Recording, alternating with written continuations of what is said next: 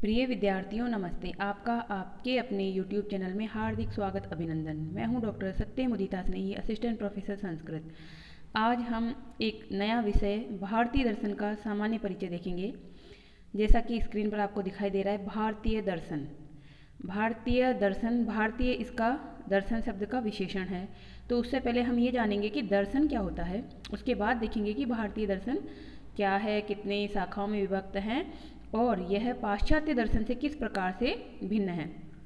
तो आपको पता है कि जो मनुष्य है वह एक सामाजिक प्राणी है, परंतु प्राणी, ये जो प्राणी शब्द है, इस प्राणी शब्द में ही चार चीज़ें निहित होती है। प्राणी में आहार, निद्रा, भय और मैथुन, मैथुन अर्थात काम, क्रीड़ा, ये सामान्य बात होती है। यानी वो मनुष्य हो या वो सामान्य प्राणी हो, जीव जंतु हो, सभी में, जीव जंतु भी और मनुष्य भी आहार, निद्रा, भय और मैथुन ये क्रियाएं करते हैं। तो फिर मनुष्य और जो सामान्य प्राणी है, जो जीव जंतु हैं, उनमें क्या अंतर है? तो वह अंतर होता है बुद्धि का। और उस बुद्धि की वजह से हमारे जीवन को एक उद्देश्य मिलता है। हमारा जीवन निरुद्देश्य नहीं होता। यानी हम सुबह से शाम तक जो क्रियाएं करते हैं वो निरुद्देश्य नहीं होती है। पशुओं की जो क्रियाएं होती है वो अपना पेट भरते हैं, वो सोते हैं, वो खाते हैं और वो जो है मल त्याग करते हैं, या फिर वो जो काम क्रीड़ाएं करते हैं, संतान उत्पत्ति इत्यादि करते हैं, वो सब क्रियाएं मनुष्य में भी और जानवरों में भी सब में समान होती है। परंतु प्राणी, जो मनुष्य रूपी जो प्राणी है, उसको अगर हम जानवरों से अलग करें तो उसमें एक चीज़, एकमात्र चीज़ अलग है, बुद्धि। बुद्धि और बुद्धि का प्रयोग करना, और उस बुद्धि के प्रयोग के वजह से ही सारे उसमें परिवर्तन आते हैं, सारी उसकी भिन्नता होती है। तो जो सहज प्रवृत्ति से परिचालित पशु होता है उसका जीवन तो निरुद्देश्य होता है, किंतु मनुष्य अपनी बुद्धि की सहायता लेता है और वह अपनी वर्तमान लाभ के साथ साथ भविष्य का परिणाम भी सोचता है। वह बुद्धि की सहायता से युक्तिपूर्वक ज्ञान प्राप्त कर सकता है। दर्शन युक्तिपूर्वक तत्वज्ञान प्राप्त करने का प्रयत्न है। दर्शन हमें जो है एक तरह से साधन उपलब्ध कराता है। दर्शन शब्द की जो व्युत्पत्ति होती है वह होती है दृश्यते अनेनिति दर्शनम, जिसके द्वारा देखा जाता है वह दर्शन है। अर्थात जिन जिन साधनों के द्वारा हमें तत्व ज्ञान होता है वह दर्शन होता है। और इसमें जो शाब्दिक जो देखें हम धातु और प्रत्यय इत्यादि, तो दृश्य धातु से ल्युट प्रत्यय करके ये शब्द बनता है। ये तो ग्रामर की दृष्टि से है, परंतु फिर भी आपके एग्जाम में प्रश्न आते हैं कि दर्शन शब्द को समझाइए, दर्शन शब्द से क्या अभिप्राय है। तो आप बता सकते हैं इसमें दृश्य धातु से ल्युट प्रत्यय करने पर दर्शन शब्द बना। इसकी व्युत्पत्ति होती है दृश्यते अनेनिति दर्शनम। इस व्युत्पत्ति के अनुसार जिन साधनों के द्वारा हम युक्तिपूर्वक ज्ञान प्राप्त करते हैं वह दर्शन होता है। तो इसी युक्तिपूर्वक ज्ञान के संदर्भ में ही हमारे अंदर बहुत से प्रश्न उत्पन्न होते हैं। क्या प्रश्न उत्पन्न होते हैं कि ये मनुष्य क्या है, ये क्यों जन्म लेता है, ये इसका जो है अभी जिस जन्म में है उससे पहले कौन सा जन्म था, उसके बाद क्या जन्म होगा, मृत्यु के बाद हमारा जो शरीर है वही रहता है या आत्मा भी रहती है, आत्मा का भी नाश हो जाता है या सिर्फ शरीर का ही नाश होता है। इस तरह से विविध प्रकार से जो प्रश्न हैं वो मनुष्य को हजारों सालों से जो है पीड़ित करते आए हैं। मनुष्य उनकी खोज में लगा हुआ है। तो यहाँ पर मनुष्य हम भी हैं, भारतीय भी मनुष्य हैं, और जो पाश्चात्य विद्वान हैं वो भी मनुष्य हैं। तो उन्होंने भी कुछ खोज की, हमने भी कुछ खोज की, परंतु उस खोज में अंतर है। उनकी जो खोज है अर्थात उनका जो दर्शन है उसका अंग्रेजी में नामकरण होता है फिलोसफी। फिलोस plus Sophia. फिलोस का मतलब था प्रेम और सोफिया का मतलब था ज्ञान। जैसे हमारे ज्ञान की देवी सरस्वती मानी जाती है, वैसे वहाँ पर सोफिया जो है वो ज्ञान की देवी हैं। तो ज्ञान के प्रति प्रेम, उनका जो दर्शन का अर्थ है जिसको हम अंग्रेजी में फिलोसफी कहते हैं, उसका मतलब था ज्ञान के प्रति प्रेम। यानी वो सिर्फ जानते हैं, जानना चाहते हैं। और हमारा जो दर्शन होता है वो जानने के बाद में दुख निवारण करना, यानी व्यवहार पर उतरता है हमारा। हमारे जो ज्ञान है वो सिद्धांत मात्र नहीं है, वो व्यवहार में लागू होते हैं। और एक सामान्य मनुष्य को भी जो हैं जीवन जीते हुए, गृहस्थ जीवन जीते हुए भी दुख से निवृत्ति कैसे हो इसके उपाय बताते हैं। तो भारतीय दर्शन और पाश्चात्य दर्शन में मुख्य अंतर यह है कि उनका तो ज्ञान के प्रति प्रेम मात्र है, और हमारा जो है यहाँ पर ज्ञान के प्रति प्रेम तो है ही, उसके साथ में दुख निवारण के उपाय बताना। दुख मूल में है, दुख को हम दूर कैसे करें, इस दुख से, इस जन्म मरण के चक्र से, क्योंकि जन्म और मरण भी जो है वो दुख का ही एक चक्र है, उसे हम मुक्त कैसे हों। इस प्रकार विविध प्रकार के विद्वानों ने विविध प्रकार के जो विचार दिए वही हमारे भारतीय दर्शन कहलाते हैं। तो यहाँ पर यही आपके प्रश्न देखो स्क्रीन पर लिखे हुए हैं कि मनुष्य क्या है, उसके जीवन का क्या लक्ष्य है, ये संसार क्या है, क्या कोई इसका सृष्टा है यानी संसार को बनाने वाला कोई रचयिता है, मनुष्य को किस प्रकार जीवन व्यतीत करना चाहिए। ऐसे अनेक प्रश्न हैं जिन्हें प्रायः अनेक देशों के मनुष्य सभ्यता के प्रारंभ से ही सुलझाने की चेष्टा करते आ रहे हैं। भारतीय दर्शन के अनुसार हमें तत्व का साक्षात्कार हो सकता है। अब भारतीय दर्शन क्या मानता है कि जो भी मूल तत्व है उसको हम जान सकते हैं, साक्षात्कार कर सकते हैं, उसका प्रत्यक्ष कर सकते हैं। साक्षात्कार का मतलब यहाँ पर प्रत्यक्ष का मतलब ये नहीं है कि हम प्रत्यक्ष देख सकते हैं। जो होता है यौगिक प्रत्यक्ष होता है, जो आंतरिक हमें अनुभव होता है वो भी इसमें आता है, तो हम उसको अनुभव कर सकते हैं। इसी को सम्यक दर्शन या दर्शन कहते हैं। मनु जो थे, महर्षि जो मनु थे, मनुस्मृति के रचयिता, उन्होंने कहा कि सम्यक दर्शन प्राप्त होने पर कर्म जो हैं वो मनुष्य को बंधन में नहीं डाल सकते। यानी जो कर्म हैं, जो हम कर्म करते हैं वो हमें बंधन में नहीं डाल पाएंगे अगर हम सम्यक दर्शन प्राप्त कर लें। जिनको ये सम्यक दृष्टि प्राप्त नहीं होती वे ही संसार के जाल में फंसते हैं। तो देखिए यहाँ पर एक कोटेशन है, सम्यक दर्शन संपन्न कर्मभीर न निबध्यते दर्शनेन विहीनस्तु संसारम प्रतिपद्यते। जो दर्शन सम्यक जिसको हो गया है, सम्यक ज्ञान जिसको हो गया है, वो कर्मों के बंधन में नहीं बनता है, और जो दर्शन से रहित है वह इस संसार के मोह माया के चक्र में फंसा होता है। यानी कि ये जो योगी होते हैं जिनको वैराग्य उत्पन्न हो जाता है वो भी इसी संसार में जी रहे हैं, वो भी खा रहे हैं, पी रहे हैं, सब कुछ कर रहे हैं, परंतु उन्हें दुख नहीं होता है, उन्हें मोह माया उत्पन्न नहीं होती। और जो साधारण इंसान है वह छोटी छोटी बातों में दुखी होता रहता है कि आज मेरा ये चीज़ खो गई, आज मुझे ये नहीं मिला, आज मुझे ये करना है, मुझे इतना कमाना है, मुझे ये पाना है, ये नहीं पाना है। और जो योगी होते हैं वो जान लेते हैं कि ये जो भी हम चीज़ें पाना चाहते हैं वो तो क्षण भंगुर है, वो तो यहीं रह जाने वाली है, हमारे साथ कुछ नहीं जाने वाला है, खाली हाथ हम आए थे, खाली हाथ ही जाएंगे। तो जिस दिन आपको ये अनुभव हो जाए तो उसी दिन आपका जो है जीवन में दुखों का नाश हो जाता है। आज भी आप भी अपनी जो परीक्षा के स्तर पर भी आप ये सोच लें कि मुझे कितने भी नंबर मिले, मुझे उसकी परवाह नहीं करनी है, बस मुझे पढ़ना है और परीक्षा देकर आनी है, तो आपको कोई दुख नहीं होगा। और जब आप इस भाव से पढ़ेंगे तो आप अच्छे से पढ़ेंगे, अच्छे से करेंगे, और चिंतित होकर दुखी होकर जो काम करेंगे उसकी अपेक्षा आपको ज़्यादा परिणाम प्राप्त होगा। तो निश्चिंत होकर पढ़िए। और ये दर्शन जो हैं वो सिर्फ परीक्षाओं में नंबर दिलाने के लिए नहीं है, आपके लिए आपके जीवन को भी सुख शांति पूर्वक करने के लिए उपयोगी साबित होगा। तो अब देखिए, भारतीय दर्शन का अर्थ है व्यापकता। भारतीय दर्शन जो हैं उसमें प्राचीन, अर्वाचीन, हिंदू, अहिंदू, आस्तिक, नास्तिक जितने भी भारतीय हैं सबके दार्शनिक विचार इसमें शामिल हो जाते हैं। माधवाचार्य एक लेखक हैं, उन्होंने सर्वदर्शन संग्रह नाम का एक ग्रंथ लिखा है। उसमें उन्होंने वेदांत, सांख्य, योग, न्याय, वैशेषिक, मीमांसा, इनके अतिरिक्त चारवाक, बौद्ध और जैन इन मतों का भी उल्लेख किया है। सर्वदर्शन संग्रह पुस्तक का नाम है। तो सभी दर्शन, कौन कौन से दर्शन, तो जो 9 दर्शन प्रसिद्ध हैं हमारे, 6 आस्तिक दर्शन और 3 नास्तिक दर्शन, उनके अलावा भी 3 मत और उन्होंने बताए हैं वहाँ पर। अंतिम 3 मत जो यहाँ पर है, चारवाक, बौद्ध और जैन, ये तो जो हैं वो वैदिक धर्म को नहीं मानते हैं। वैदिक धर्म अनुयायी हिंदू दर्शन ये नहीं है, परंतु फिर भी ये भारतीय दर्शन की ही एक शाखा के रूप में प्रसिद्ध हैं। तो फिर भी इनको भारतीय दर्शन में शामिल किया जाता है, स्थान प्राप्त है, जो कि वैदिक हिंदुओं के द्वारा प्रवर्तित दर्शनों का ही एक तरह से देन है। तो कहना क्या चाहते हैं कि हम विरोधी मतलब मत रख सकते हैं परंतु विरुद्ध नहीं होते हैं, बिल्कुल अलग नहीं होते हैं। यानी कि हमारे जो संप्रदाय है, हमारा जो हिंदू जो भारतीय जो दर्शन है, हिंदू नहीं कहेंगे यहाँ पर, भारतीय दर्शन है, उसमें सभी प्रकार के मतों को प्राथमिकता दी जाती है। इसीलिए भारतीय दर्शन की अनेक शाखाएं हो जाती हैं और उसमें मतभेद भी हैं, किंतु वे परस्पर एक दूसरे की उपेक्षा नहीं करते। सभी शाखाएं एक दूसरे के विचारों को समझने का प्रयत्न करती हैं, वे विचारों की युक्तिपूर्वक समीक्षा करती हैं और तभी किसी सिद्धांत पर पहुंचती हैं। इसी उदार मनोवृत्ति का फल है कि भारतीय दर्शन में विचार विमर्श के लिए एक विशेष प्रणाली की उत्पत्ति हुई। अब देखिए, जब हम दूसरों के मत को भी महत्व देते हैं तो हम क्या करते हैं, उसके मत को सुनते हैं, फिर उसकी मत में जो भी हमें कमी लगती है उसका हम खंडन करते हैं और उसके बाद में हम अपनी बात बताते हैं। तो इसको खंडन और मंडन की पद्धति कहा जाता है। तो इसको पूर्व पक्ष और उत्तर पक्ष की पद्धति भी कहा जाता है। पूर्व पक्ष में क्या होता है कि पहले पूर्व पक्ष रखा जाता है, उसकी सारी बात सुनी जाती है, तब उसकी कमियां देखते हुए उसका खंडन होता है, उसके बाद ही उत्तर पक्ष या सिद्धांत पक्ष आता है। और पूर्व पक्ष में विरोधी मत की व्याख्या होती है, उसके बाद जो है उसका खंडन या निराकरण होता है। तो जो ये भारतीय दर्शन है, ये जो मूल ग्रंथों को आप पढ़ेंगे तो आप जानेंगे कि किस प्रकार से खंडन और मंडन करते हुए आगे बढ़ता है, और एक दर्शन में सारे ही दर्शनों का हमें ज्ञान प्राप्त हो जाता है। जैसे कि अभी हम देखेंगे यहाँ पर, इस उदार दृष्टि के कारण ही भारतीय दर्शन की प्रायः प्रत्येक शाखा अत्यंत समृद्ध है।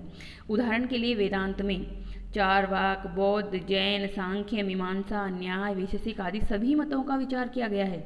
अब देखो, पुस्तक होगी वो वेदांत की पुस्तक में आपको पूर्व पक्ष के रूप में चारवाक, बौद्ध, जैन, सांख्य, मीमांसा, न्याय सारे कुछ मिल जाएंगे। तो इसी से भारतीय दर्शन की एक और विशेषता पता चलती है कि भारतीय दर्शन जो है वो एक तरह से स्थूल से सूक्ष्म की ओर बढ़ता है। अर्थात सबसे पहले चारवाक यानी खाओ पियो मौज करो, उसके बाद आपको समझ में कुछ आने लगता है तो धीरे धीरे आगे बढ़ते हैं, और अंत में जाकर वेदांत, जिसको हम कहते हैं उपनिषदों का ही एक तरह से सार है, जिसमें केवल एकमात्र एक तत्व होता है, ब्रह्म, जिसको अद्वैतवाद भी कहा जाता है, जिसमें कहा जाता है कि कोई दो चीज़ें है ही नहीं, एकमात्र ब्रह्म ही है, ब्रह्म का ही ये सारा जो है सब कुछ किया हुआ, या ब्रह्म का ही स्वरूप मात्र है। यानी कि जो कुत्ता है या फिर कोई तुच्छ प्राणी है, बिल्कुल जो कहते हैं हम, जिसको जातिवाद के चक्कर में हम कहते हैं कि शूद्र है या कुछ क्षत्रिय है, ब्राह्मण है, वैश्य है, इस तरह से हम जो बांट देते हैं, वेदांत की दृष्टि से देखने वाला इंसान कभी भी जाति पाति नहीं देखता है, कभी भी किसी में भेद नहीं देखता है। उसकी दृष्टि में ब्राह्मण भी मनुष्य है, ब्रह्म का ही अंश है, और शूद्र भी मनुष्य का ही अंश है। और एक जो जिसे हम गाय को पवित्र मानते हैं, तो उसके दर्शन में वहाँ पर गाय हो, चाहे कौवा हो, चाहे कुत्ता हो, चाहे कोई सा भी प्राणी हो, सब बराबर है, सब में मनुष्य, सभी में जो है ब्रह्म का ही जो है अंश है। और मनुष्य चूंकि बुद्धि संपन्न प्राणी है, तो इसलिए उसका महत्व थोड़ा सा बढ़ जाता है कि वो बुद्धि से निर्णय ले सकता है, इसलिए। तो यहाँ पर जो भारतीय दर्शन है वो क्रमशः विकसित होता है, क्रमशः आगे बढ़ता है, पहले सूक्ष्म फिर उसके बाद स्थूलता की तरफ आगे बढ़ता है। तो ये रीति केवल वेदांत में ही नहीं है, किंतु अन्य दर्शनों में भी पाई जाती है। वस्तुतः भारत का जो प्रत्येक दर्शन है वो ज्ञान का भंडार है, अनुपम भंडार है। यही कारण है कि जिन विद्वानों को केवल भारतीय दर्शन का ज्ञान भली भांति प्राप्त है, वे बड़ी सुगमता से पाश्चात्य दर्शन की जटिल समस्याओं का भी समाधान कर लेते हैं। तो जब भारतीय दर्शन से आप अच्छी से परिचित हैं, तो पाश्चात्य दर्शन से तो जो है पढ़ने पर आपको ऐसा लगेगा कि कुछ है ही नहीं। पाश्चात्य दर्शन तो भारतीय दर्शन की नकल मात्र लगेगा आपको। जो आप आगे कभी कोर्स में होगा आपके, तो पढ़ेंगे कि प्लेटो और उपनिषद जो हैं, दोनों में काफ़ी साम्य है, और ऐसा लगता है कि प्लेटो ने जरूर उपनिषदों को पढ़ा होगा और उनसे कुछ सामग्री लेकर ही अपने दर्शन को विकसित किया होगा, क्योंकि वहाँ पर उनके दर्शन में भी एक तत्व ही जाकर अंत में बसता है, और सारे तत्व जो हैं वो मिथ्या सिद्ध हो जाते हैं। तो इस प्रकार से यहाँ पर भारतीय दर्शन की उदार दृष्टि ही उसकी प्राचीन समृद्धि और उन्नति का कारण है। तो भारतीय दर्शन जो कहते हैं ना कि जैसे सारी जो सभ्यताएं हैं वो मिट गई, परंतु भारतीय संस्कृति बनी रही। तो भारतीय संस्कृति क्यों बनी रही? क्योंकि उसमें उदारता है, वह सबको ग्रहण करती है, सबकी अच्छाइयों को ग्रहण करती है, बुराइयों को त्याग देती है। तो इसलिए भारतीय संस्कृति बनी रही। तो इसी प्रकार से जो भारतीय दर्शन है वो सबको सुनता है, सारी शाखाओं को, उनमें सब में अच्छाइयाँ जो है उसको रखता है, स्थापित करता है, और क्रमशः उसमें जो कमी दिखती है उसको दूर करते हुए एक अलग जो है शाखा उसकी विकसित होती है। तो इस प्रकार से अब देखते हैं हम भारतीय दर्शन की शाखाएं। तो यहाँ पर आप जानते हैं कि भारतीय दर्शन की जो हैं वो शाखाएं मुख्य रूप से तो आस्तिक और नास्तिक में बटी हुई हैं। और आस्तिक जो हैं वो 6 दर्शन हैं, तो इसलिए उनको कहा जाता है षड दर्शन। षड यानी सट यानी 6 दर्शन के नाम से प्रसिद्ध है। और प्राचीन जो वर्गीकरण जो है आस्तिक और नास्तिक के नाम से है। तो आपको भी यही रखना है, एग्जाम में आपके पूछा जाए कि भारतीय दर्शन की कितनी शाखाएं हैं, तो सबसे पहले बताएंगे आप 2 शाखाएं हैं, आस्तिक और नास्तिक। फिर बताएंगे आस्तिक में 6 दर्शन हैं, इसलिए उसे षड दर्शन कहा जाता है, और नास्तिक में 3 होते हैं, इसलिए उनका तीनों का नामकरण अलग होता है। तो अब देखते हैं हम कि किस तरह से कौन सा जो दर्शन है वो किस विभाग में जाएगा। तो पहले तो आप ये समझें कि आस्तिक और नास्तिक होता क्या है।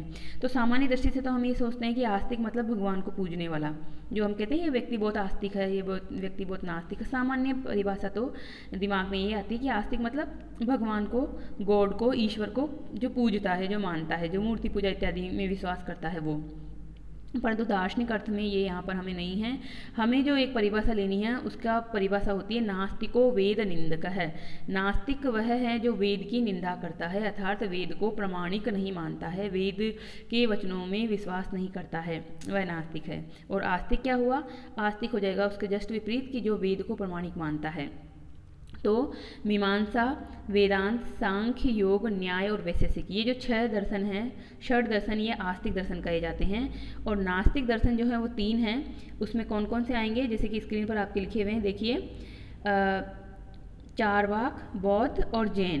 तो इनको हम विस्तार से पढ़ेंगे, तब आपको अच्छे प्रकार से समझाएंगे। इन सब के आगे भी दर्शन शब्द जुड़ जाएगा, तो वेदांत दर्शन, सांख्य दर्शन, योग दर्शन, न्याय दर्शन, वैशेषिक दर्शन, चारवाक दर्शन, बौद्ध दर्शन और जैन दर्शन। इस प्रकार से हमें 9 दर्शनों को विस्तार से पढ़ना है।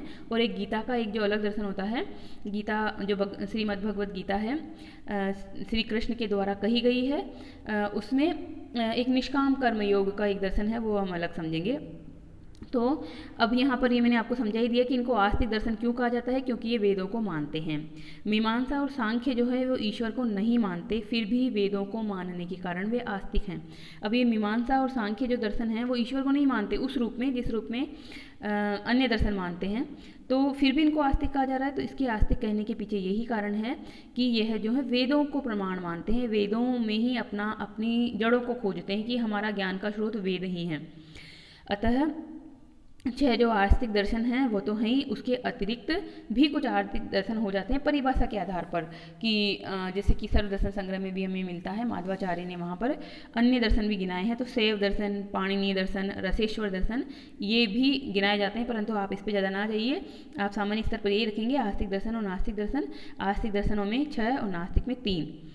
माधवाचार्य का तो एक अलग ही उल्लेख आता है, वो आपकी जो है बड़ी परीक्षाओं में पूछा जाता है। जब नेट, यूजीसी नेट, जेआरएफ की परीक्षाएं आती हैं तो वहाँ पूछा जाता है कि माधवाचार्य ने कौन सा ग्रंथ लिखा, सर्वदर्शन संग्रह लिखा उन्होंने, फिर उसमें उन्होंने कितने दर्शनों का उल्लेख किया, वो विस्तार पूर्वक पढ़ने की बात है, वो भी हम यहाँ नहीं जाएंगे। आप एक सामान्य परिचय लेंगे आज की दर्शन क्या है और उसकी शाखाएं कौन सी है। नास्तिको वेद निंदक है, इस उक्ति के अनुसार चारवाक, बौद्ध और जैन नास्तिक कहे जाते हैं, और वो इसलिए कहे जाते हैं क्योंकि वो वेदों को नहीं मानते हैं। वेद निंदक, वेद शब्द इसमें प्रधान रूप से समझाना होगा आपको कि वेद क्या होते हैं और वेदों की किस प्रकार से निंदा उन्होंने की है। अब आधुनिक भारतीय साहित्य में आस्तिक का अर्थ ईश्वरवादी है तथा नास्तिक का अर्थ अनिश्वरवादी है, किंतु प्राचीन दार्शनिक साहित्य के अनुसार आस्तिक का अर्थ वेदानुयायी और नास्तिक का अर्थ वेद विरोधी। प्राचीन दार्शनिक साहित्य के अनुसार इन दोनों शब्दों में से प्रत्येक का एक दूसरा भी अर्थ होता है। इस दूसरे अर्थ के अनुसार आस्तिक परलोक में विश्वास करने वाले को और नास्तिक परलोक नहीं मानने वालों को कहते हैं।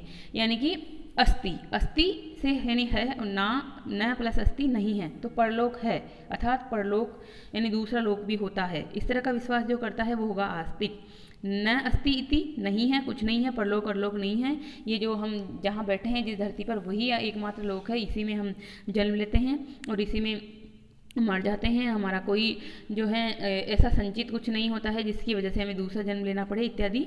तो आस्तिक और नास्तिक का एक दूसरा शब्द मतलब दूसरा अर्थ भी होता है, परलोक में विश्वास करने वाले को आस्तिक और परलोक में विश्वास नहीं करने वाले को नास्तिक कहा जाता है।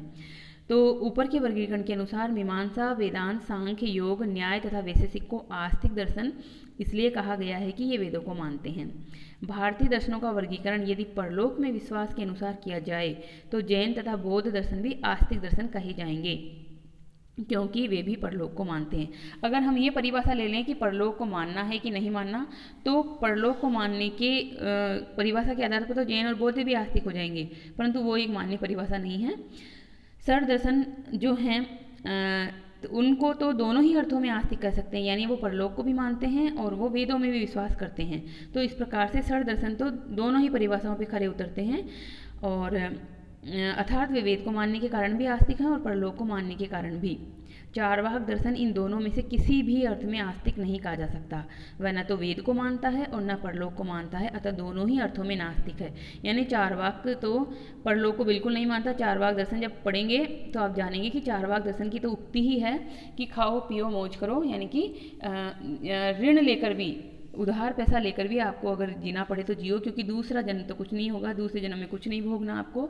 अभी ये जो जन्म मिला है उसको आप बहुत मज़े से, बहुत अच्छी प्रकार से जियो। भौतिकवादी दर्शन है वो। और एक सामान्य मनुष्य भी इसी पर सबसे पहले ध्यान जाता है उसका, कि जब तक पेट नहीं भरता तब तक भक्ति की बात तो आती ही नहीं है। भूखे पेट भजन न होई गोपाला वाली बात है। तो जब तक आपका पेट भरा हुआ नहीं होगा तब तक धर्म दर्शन जो है ईश्वर भगवान ये सब बातें तो बात की बातें हैं। तो यहाँ पर जो इंसान है, जो हम लोग हैं, जो अभी वर्तमान स्थिति में हम लोग हैं, वो सब चारवाक की तो हैं ही हैं। यानी हमें दार्शनिक बनने के लिए वेदांती बनना जरूरी नहीं है। चारवाक जो व्यक्ति है वो भी दार्शनिक है, क्योंकि उसकी भी एक अपनी फिलॉसफी है कि वो इसी जीवन को महत्व देता है और इसी जीवन में अपना सुख खोजता है। अब हम देखते हैं भारतीय दर्शन और वेद। तो वेद जो हैं वो तो कितने हैं कितने नहीं हैं ये तो एक अलग बात है। वेद को हम समग्र रूप से यहाँ पे लेते हैं। तो आस्तिक तथा नास्तिक की भिन्नता समझने के लिए जानना आवश्यक है भारतीय विचार परंपरा में वेद का क्या स्थान है। वेद भारत का आदि साहित्य है, पहला ग्रंथ है, पहला जो है लिखित ग्रंथ है वेद। वेद के बाद की जो भारतीय विचारधारा चली वह वेद से बहुत अधिक प्रभावित हुई। दार्शनिक विचारधारा पर तो इसका अत्यधिक प्रभाव पड़ा है। यानी वेदों में जो भी लिखा हुआ है उसी से प्रभावित होकर अन्य अन्य ग्रंथ लिखे गए, अन्य बातें हुई। तो दर्शन में तो बहुत ज़्यादा ही इसका प्रभाव पड़ा है। भारतीय दर्शन पर वेद का प्रभाव दो प्रकार से पड़ा। कुछ दर्शन वेद को मानते हैं और कुछ नहीं मानते हैं। वेद को मानने वाले 6 दर्शन षड दर्शन के नाम से प्रसिद्ध हैं। इनमें मीमांसा और वेदांत तो वैदिक संस्कृति की ही देन है। यानी कि 6 दर्शनों में से भी जो मीमांसा और वेदांत हैं वह तो पूर्णतः वैदिक संस्कृति की ही देन है। वेद में 2 विचारधाराएं थी, एक का नाम था कर्म और दूसरे का नाम था ज्ञान। यानी एक का संबंध कर्म से था और दूसरे का संबंध ज्ञान से था, और इसी के आधार पर इनका नाम कर्म कांड तथा ज्ञान कांड हुआ। वैदिक कर्म कांड और वैदिक ज्ञान कांड। मीमांसा में कर्म कांड का युक्ति पूर्वक प्रतिपादन हुआ। कर्म अर्थात यज्ञ विधि विधान का जो है उल्लेख किस प्रकार से हम करें, और वेदांत में ज्ञान कांड का पूरा विवेचन हुआ है, अर्थात ज्ञान यानी ये सृष्टि कैसे बनी, ये जो ईश्वर क्या है, ब्रह्म क्या है, आत्मा क्या है, ये संसार क्या है, इस प्रकार का जो ज्ञान है वह हमें वेदांत में मिलता है। इस तरह वेदांत जैसे एक विशाल दर्शन की सृष्टि हुई है, और इसीलिए दोनों को कभी कभी मीमांसा भी कह दिया जाता है। अर्थात मीमांसा का मतलब होता है विवेचन करना, कुछ जिज्ञासा पूर्वक कुछ प्राप्त करना, ज्ञान प्राप्त करना। तो मीमांसा शब्द जो हैं उसको अगर हम 2 भागों में बांटें तो एक हो जाता है पूर्व मीमांसा, एक हो जाता है उत्तर मीमांसा। तो पूर्व मीमांसा कहें या कर्म मीमांसा कहें तो इसका मतलब हो जाएगा मीमांसा दर्शन, और अगर इसको उत्तर मीमांसा या ज्ञान मीमांसा कहें तो ये हो जाएगा वेदांत दर्शन। यानी कि मीमांसा जो है वो पूर्व मीमांसा और उत्तर मीमांसा अर्थात वेदांत। और हम पढ़ेंगे विस्तार से तब आप समझ लेंगे। आज पहला ही वीडियो है, पहला ही दिन है, तो आपको ज़्यादा लग सकता है ये, परंतु आपको सब अच्छे से आ जाएगा, कोई दिक्कत नहीं होगी। सांख्य योग न्याय तथा वैशेषिक दर्शनों की उत्पत्ति वैदिक विचारों से नहीं हुई है, इनकी उत्पत्ति लौकिक विचारों से हुई है। यानी कि अपने ज्ञान के लिए प्रमाण तो मानते हैं वेदों को, परंतु इनमें जो विचार हैं उनकी उत्पत्ति जो है वो लौकिक जगत से हुई है, लौकिक विचारों से हुई है। किंतु इस कथन से यह कथन स्पष्ट नहीं है, मतलब ये अर्थ नहीं लगाया जाना चाहिए कि ये वेद विरोधी हैं। लौकिक विचारों से इनकी उत्पत्ति अवश्य हुई है, सांख्य योग न्याय वैशेषिक की, परंतु वेद विरोधी ये नहीं है। इनके सिद्धांतों में तथा वैदिक विचारधाराओं में पारस्परिक विरोध नहीं था। वैदिक संस्कृति के विरुद्ध जो प्रतिक्रियाएं हुई थी उनसे चारवाक बौद्ध तथा जैन दर्शनों की उत्पत्ति हुई है, और ये वेद को प्रमाण नहीं मानते। चारवाक बौद्ध और जैन ये वेद को प्रमाण नहीं मानते हैं, और यही जो है वेद विरोधी दर्शन है, और इसलिए इनको नास्तिक दर्शन कहा जाता है। तो आप क्या याद रखेंगे कि आज का जो अब तक जो हमने वीडियो पढ़ा उसका सार कि दर्शन क्या है और उसकी 2 शाखाएं कौन सी है। तो दर्शन है जिन साधनों के द्वारा हम तत्व ज्ञान को प्राप्त करने की कोशिश करते हैं वो दर्शन है। और भारतीय दर्शन की 2 शाखाएं हैं, आस्तिक शाखा और नास्तिक शाखा। आस्तिक में 6 दर्शन शामिल होने की वजह से इसको षड दर्शन कहते हैं, और नास्तिक में 3 दर्शन होते हैं जो कि चारवाक बौद्ध और जैन हैं। और जो आस्तिक है उसमें 6 हैं, उसमें सांख्य योग न्याय वैशेषिक मीमांसा वेदांत, ये जो 6 हैं वो भी 2-2 के युगल से आते हैं। तो हम इसको जब विस्तार से पढ़ेंगे तो समझाएंगे कि इनको 2-2 के युगल में क्यों पढ़ा जाता है। अब एक थोड़ा सा और विचार विमर्श हम कर लेते हैं कि ये जो दर्शन है उसमें आप्त वचन और युक्ति क्या चीज़ होती है। आप्त वचन यानी किसी व्यक्ति का प्रमाणिक कथन, और युक्ति मतलब जो हम ज्ञान प्राप्त करने के लिए जो तर्क करते हैं, जो अनुमान इत्यादि की प्रोसेस में आता है, वह क्या चीज़ होती है। तो हमें दर्शन का आधार तथा उसकी विचार प्रणाली का भी ज्ञान होना चाहिए कि आखिर ये ज्ञान प्राप्त करने की प्रक्रिया क्या है, संसार का मूल कारण क्या है, ईश्वर है या नहीं, ईश्वर का क्या स्वरूप है। ऐसे दार्शनिक प्रश्नों का समाधान प्रत्यक्ष के द्वारा नहीं किया जा सकता, क्योंकि प्रत्यक्ष मतलब जो सामने चीज़ दिख रही है, जैसे कि कोई भी चीज़ आपके सामने रखी हो सकती है, पुस्तक हो सकती है, कुछ भी, तो वो प्रत्यक्ष है। परंतु ईश्वर तो कोई ऐसी चीज़ नहीं है जो हमें प्रत्यक्ष दिख जाए। ईश्वर को हम मूर्तियों के रूप में ढालते हैं, इसका मतलब ये नहीं है कि वो मूर्ति ही ईश्वर है।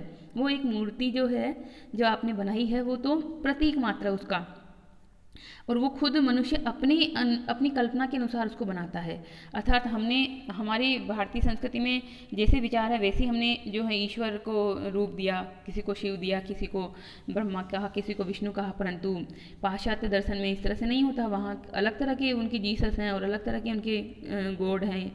तो प्रत्यक्ष से ऐसे प्रश्न, तात्विक प्रश्नों का ज्ञान नहीं प्राप्त किया जा सकता। इन तात्विक प्रश्नों के समाधान के लिए हमें कल्पना तथा युक्ति का आश्रय लेना पड़ता है। विज्ञान की तरह दर्शन में भी प्रत्यक्ष की सहायता से अप्रत्यक्ष का ज्ञान होता है।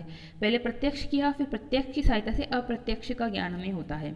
प्रत्यक्ष ज्ञान जो है वो दर्शन का आधार है तथा युक्ति उसका प्रमुख साधन है। प्रत्यक्ष ज्ञान दर्शन का आधार है, जो भी हम देखते हैं, और उसके बाद युक्ति पूर्वक हम उसको प्राप्त करते हैं, तो युक्ति उसका साधन बन जाती है। यहाँ ये पूछा जा सकता है कि किसका प्रत्यक्ष ज्ञान दर्शन का आधार है, जनसाधारण का या फिर आप्त पुरुषों का। यानी कि जनसाधारण यानी सामान्य व्यक्ति का देखना दर्शन है, या फिर आप्त पुरुषों के द्वारा देखा जाना और उसको कहा जाना जो है वो दर्शन है। तो भारतीय दार्शनिकों के संबंध में इसमें दो प्रकार के मत हैं। एक मत के अनुसार दर्शन शास्त्र जो है जनसाधारण के प्रत्यक्ष अनुभवों पर ही आधारित है, और यूरोप के जो अधिकांश विद्वान हैं वो भी इसी मत को मानते हैं कि जनसाधारण के प्रत्यक्ष अनुभव से ही दर्शन निकलता है। न्याय, वैशेषिक, सांख्य तथा चारवाक भी इसी मत को मानते हैं, क्योंकि वो लौकिक जो हैं विचारों से निकले हैं। बौद्ध तथा जैन भी अधिकांश यही मानते हैं, किंतु अनेक दार्शनिक इस मत का विरोध करते हैं। वे कहते हैं कि ईश्वर, मोक्ष आदि विषयों का यथार्थ ज्ञान लौकिक ज्ञान के आधार पर नहीं हो सकता, क्योंकि कुछ चीज़ों का तो हो जाएगा लौकिक प्रत्यक्ष से या फिर सामान्य व्यक्ति के प्रत्यक्ष से, परंतु ईश्वर, मोक्ष इत्यादि जो चीज़ें हैं वो हमें दिख नहीं रही है, सामने उपस्थित नहीं है कि मोक्ष नाम की कोई चीज़ है जो उपस्थित है, हम उसको देख लें। तो इसका ज्ञान हमें लौकिक ज्ञान के आधार पर नहीं हो सकता। इसके लिए आप्त पुरुषों का अनुभव अधिक प्रामाणिक माना जाता है, अधिक उपयोगी होता है, क्योंकि उन्होंने कुछ देख लिया है, उन्होंने देखने के बाद में हमें उसको अनुभव कराया है, हमें वो ज्ञान दिया है। तो आप्त पुरुषों को इन विषयों का साक्षात अनुभव होता है। अतः दर्शन का आधार आप्त वचन या धर्म ग्रंथ ही हो सकते हैं। मीमांसा और वेदांत का भी यही मत है कि आप्त वचन या धर्म ग्रंथ जो लिखे गए, जैसे कि महर्षि पतंजलि ने जो योग दर्शन लिख दिया, तो उन्होंने, पतंजलि ने कुछ अनुभव किया, उन्होंने जाना, फिर उन्होंने योग दर्शन के रूप में एक ग्रंथ लिख दिया, और उसके आधार पर आज हम जान रहे हैं उन चीज़ों को। तो इस तरह से आप्त वचन या धर्म ग्रंथों के आधार पर ही हमें ज्ञान होता है। इनके अनेक सिद्धांत वेदों तथा उपनिषदों पर भी आधारित हैं। वेद और उपनिषद बहुत प्राचीन हमारे ग्रंथ है, उस पर आधारित होकर ही अन्य अन्य विद्वानों ने भी बहुत से ग्रंथ लिखे हैं। बौद्ध तथा जैन दर्शन भी आप्त वचन को प्रमाणिक मानते हैं। इनके अनुसार जो बुद्ध थे, भगवान बुद्ध थे वह, और तीर्थंकर थे वो सर्वज्ञ थे, वह उनके आप्त वक्ता थे। आप्त ग्रंथ उन्होंने लिखे तो नहीं हैं, परंतु उन्होंने उपदेश के रूप में कहे हैं। तो जैन दर्शन जो है तीर्थंकरों को मानता है, और बौद्ध दर्शन बुद्ध को मानता है, भगवान बुद्ध को। तो उनके वह जो हैं वो भी आप्त वचन को प्रमाण मानते हैं। अतः उनके वचन सर्वथा सत्य थे, यानी जो आप्त व्यक्ति थे, जो जिनको ज्ञान हो जाता है उसके बाद वो दूसरों को देते हैं ज्ञान। तो जिनको ज्ञान देते हैं वो तो सामान्य इंसान है, परंतु जो ज्ञान दे रहा है वह तो आप्त वक्ता हो गया। तो यहाँ पर यूरोप में भी जो है मध्य युग में ईसाई धर्म संप्रदाय अपने धर्म ग्रंथों को ही दर्शन का आधार मान रहा था। तो वहाँ पर भी दर्शन इसी तरह से विकसित हुआ कि किसी एक को ज्ञान हुआ और फिर उसने ज्ञान होने के बाद में कुछ लिख दिया ग्रंथ वगैरह, और उसके आधार पर सामान्य जन अपना जो है ज्ञान प्राप्त कर रहे हैं दर्शन के बारे में। इस प्रकार दार्शनिक विचार के लिए युक्ति ही एकमात्र साधन है। न्याय, वैशेषिक आदि दर्शनों में युक्ति का प्रयोग लौकिक अनुभव पर आधारित होता है, किंतु मीमांसा, वेदांत आदि में उसका प्रयोग जो है सामान्यतः आप्त वचनों के समर्थन तथा उसकी पुष्टि के लिए ही होता है। अर्थात युक्ति, अब युक्ति का आधार क्या बनेगा? तो न्याय वैशेषिक में युक्ति का आधार बनता है लौकिक अनुभव, और मीमांसा मीमांसा और वेदांत में उस युक्ति का आधार बनता है, उसमें अनुमान प्रमाण जो कह सकते हैं उसका आधार बनता है आप्त व्यक्तियों के, महापुरुषों के कथन। तो यहाँ पर एक आपत्ति यह भी होती है कि भारतीय दर्शन की उत्पत्ति स्वतंत्र विचार से नहीं हुई है, वरन आप्त वचनों से ही हुई है। अतः भारतीय दर्शन युक्ति से प्रतिपादित न होकर युक्तिहीन है। कहीं कुछ लोग ऐसे भी कह देते हैं कि भारतीय दर्शन तो जो है युक्तिहीन है, यहाँ पर कोई वो नहीं है, ये तो आप्त वचनों के ऊपर आधारित है, परंतु हमें उस वाद विवाद में नहीं जाना है। भारतीय दर्शनों के विरुद्ध तो अनेक इस तरह से आक्षेप तो आ ही जाते हैं। भारतीय दर्शनों में स्वतंत्र विचार का प्रयोग प्रायः उसी भांति होता है जिस भांति वर्तमान समय के पाश्चात्य दर्शनों में होता है। पाश्चात्य दर्शनों में और भारतीय दर्शन में एक ये भी अंतर है कि भारतीय दर्शन में तो एक संप्रदाय होता है पूरा, जैसे योग संप्रदाय, उसमें बहुत सारे आचार्य होंगे, और पाश्चात्य दर्शन में क्या होता है, एक एक व्यक्ति का एक एक दर्शन है। प्लेटो, सुकरात, अरस्तु जो है, हीगल, कांट, जो भी है वहाँ पर, तो वहाँ एक एक व्यक्ति ने एक एक जो सिद्धांत दिया वही वहाँ पर दर्शन है। परंतु यहाँ पर हमारे ये दर्शन संप्रदाय है, उसमें अनेक आचार्यों का जो है वो योगदान होता है। तो यहाँ पर जो है यह आक्षेप मीमांसा और वेदांत के विरुद्ध अवश्य लगाया जा सकता है, क्योंकि वे आप्त वचनों का अनुसरण करते हैं, तथापि स्वतंत्र विचार के द्वारा ही इनके सिद्धांतों की पुष्टि हुई है। अब जो ये मीमांसा और वेदांत हैं वह आप्त वचनों का अनुसरण करते हैं, अर्थात वेदों को, उपनिषदों को प्रमाण मानते हैं, उसके बाद ये अपनी बात कहते हैं, स्वतंत्र विचार ये बाद में रखते हैं। तो ऐसे आक्षेप लगता है इन पर कि इन्होंने अपनी बात में नया कुछ नहीं कहा, वेदों से ही ले लिया सब कुछ। तो ये तो छोड़ दीजिए, आप वाद विवाद का विषय है। आप्त वचनों को यदि इनसे हटा दिया जाए तो ये दृढ़, तो भी ये दृढ़ रहेंगे। ये मेरा मानना है कि जो वेदांत और मीमांसा है, इनमें अगर आप आप्त वचनों को हटा भी दें तो भी इनमें बहुत मजबूत सिद्धांत, बहुत दृढ़ सिद्धांत कहे गए हैं। यदि इनकी तुलना अन्य देशों के केवल युक्ति प्रतिपादित सिद्धांतों से की जाए तो वे न्यून सिद्ध नहीं होंगे।